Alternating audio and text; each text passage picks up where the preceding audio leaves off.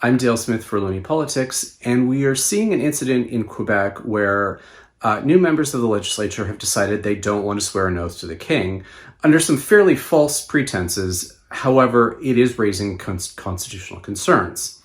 One of those parties, Quebec Solidaire, has decided they will swear the oath after all, and under the promise that they will table a bill to make this oath optional. The Legault government has also said that they will table legislation to make this oath optional. The Parti Québécois still hasn't sworn their oath, so they can't take their seats.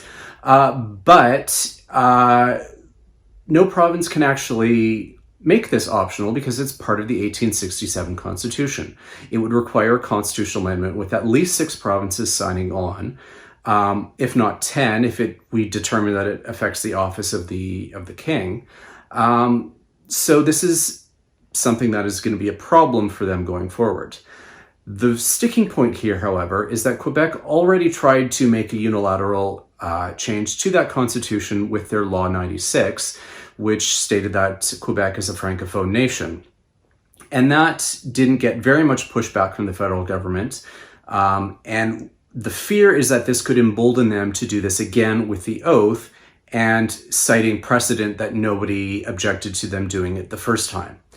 That may not hold as much water, but that is certainly a consideration that we need to think about.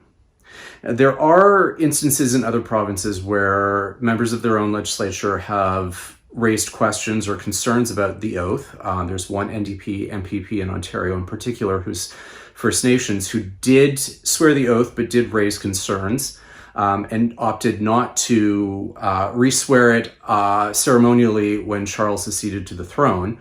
As well as we've seen in the federal parliament, the Bloc leader, Yves-François Blanchet, has also declared that the oath he swore was insincere, and it is yet to determine what the consequences of that will be, because the House of Commons itself has to make the determination as to whether he should still be able to take his seat or not.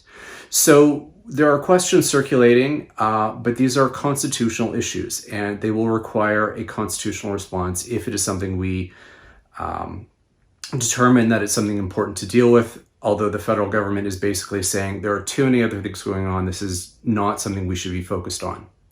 The other thing we just need to remember is that when we're swearing this oath, it's to the office of the King of Canada, and it's been the King of Canada since 1931. It is not a foreign monarch as far as we are concerned. And it's also to the office and not to Charles III as a person or to the royal family writ large. And that office is also, in terms of our system of democracy, responsible government, rule of law, all of that flows from the crown under our constitutional arrangement. So when you're swearing an oath to the office of the king, that is what you're swearing an oath to. It's the entire system. Now, they try to obscure that by saying this is the British monarchy, and it's not, or this is a foreign crown, and it's not really. But these are all rhetorical devices for their own ends. And the reason that they get away with it is because we have such a poor understanding of the Canadian monarchy, because we have a problem with civics in this country. So these are things we need to keep in mind when they say that they're going to try and make these unilateral changes, because they really can't. For Looney Politics, I'm Dale Smith.